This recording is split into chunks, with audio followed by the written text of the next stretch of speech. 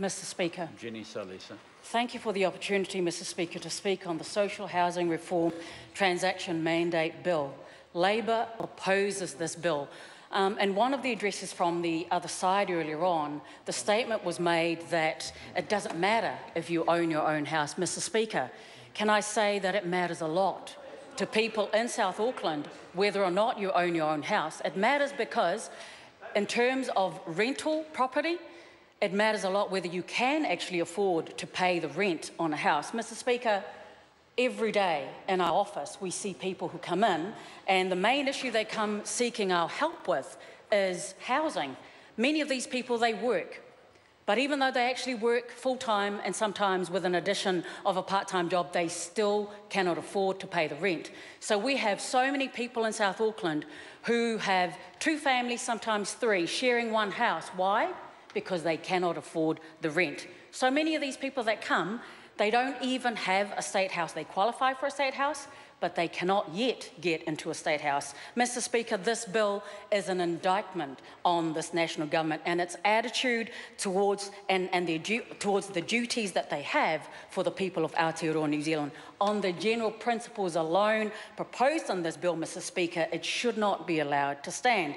What the government is proposing here is that we should give Ministers Bennett and Ministers English unprecedented, extraordinary powers to sell off New Zealand state houses. This legislation, once it gets enacted, will allow them to personally negotiate contracts on any terms whatsoever and on any conditions they like, and to take any actions necessary to ease the sales process. Mr Speaker, if this bill is passed, it will allow Ministers English and Bennett to sell off billions worth of dollars of our state houses without reference even to the CEO or to the board of Housing New Zealand. And that, Mr Speaker, would not allow transparency. So we're currently debating and considering the wisdom of giving the government, these 2 government ministers, the right to sell off our state assets, in this case, our state houses, holus bolus, without any regard whatsoever to the realities of thousands and thousands of New Zealanders today, those who qualify for a state house and those who are homeless. Thousands, too many actually, over 2,500 in Auckland alone, our largest city. They are on the waiting list for a Housing New Zealand State House. In addition to this, the CAB late last year released their report where they said there are over 3,000 families who go to them seeking advice. These families are homeless and 50% of them have children.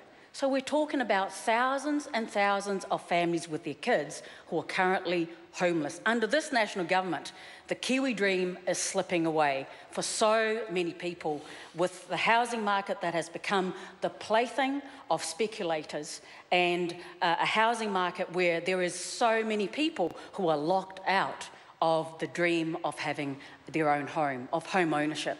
Mr Speaker, Labor backs an economy that works well for everyone, for all of us, regardless of where we live, not an economy that works just for the privileged few. We back an economy in a country where our children, all of our children, can hope to one day own their own homes.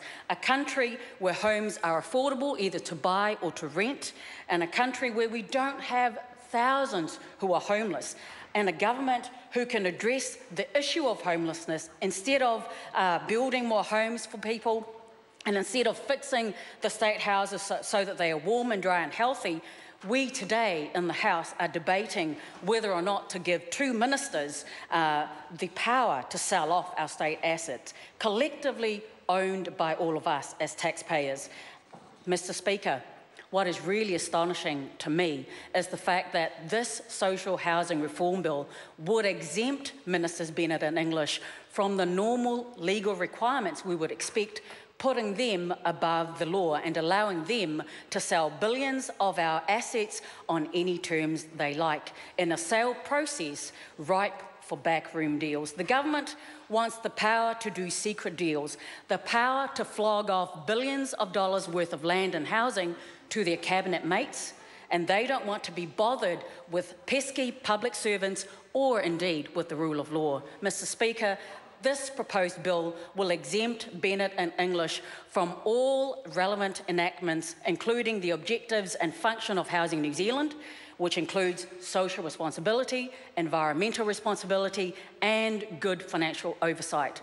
The ministers are not constrained by any rule of law relating to the capacity or the validity of the IRACs. Mr. Speaker, there are very, very good reasons why our government ministers are supposed to be at arm's length and why we have protective checks and balances built into our system. In fact, Mr. Speaker, the proposed powers in this bill are so out of line with proper practice that the bill's departmental disclosure statement attached to the bill states, and I quote, "There are no direct precedents for this approach in other statutes."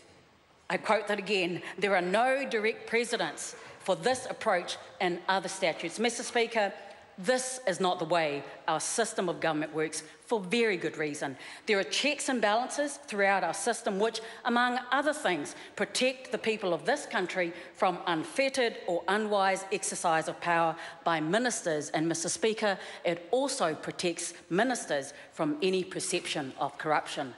Compounding these risks, Mr. Speaker, is this government's poor track record of deal-making. It has come off very badly trying to negotiate deals with Rio Tinto, with Warner Brothers, with Sky City, and let's not forget Saudi businessman Al Khalaf worth millions for sheep. Selling off state houses is not the choice a forward-thinking government should be making. Mr. Speaker, giving ministers the right to take over essentially what is an operational matter without the usual checks and balances is very unwise. It is also well known, going back to Auckland, we have a shortage of housing right now of about 40,000 houses, and the prediction is that we should be building somewhere along the lines of 13,000 houses per year just to keep up with the demand. Instead of doing that, instead of actually building houses, making sure that the state houses are fit, dry and healthy for our families, what is this government proposing with this bill? Oh no, give us the power to be able to flog off and sell off our state assets.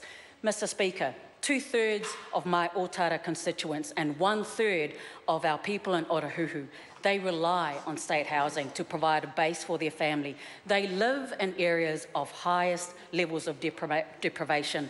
They come from low-income families, and many are struggling just to provide the basics, let alone prepare their kids for school. Many of them are just not in a position to get into the private rental market, given the state that rental market is right now in Auckland.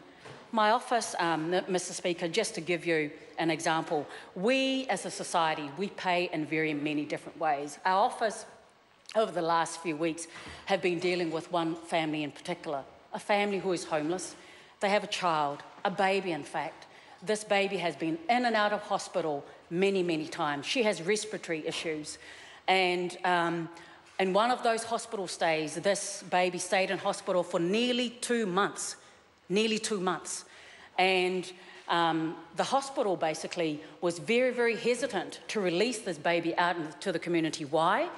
Because A, the house that they were living in was not a healthy house. It was not a warm, dry home.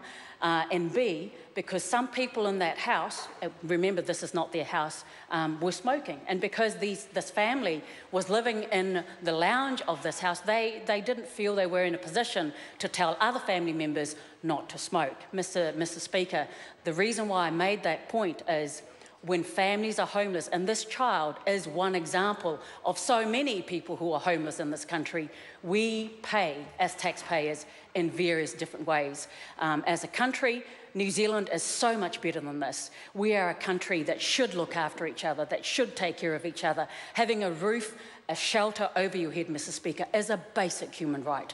We should be taking care of our own people in this country. Thank you so much, Mr. Speaker.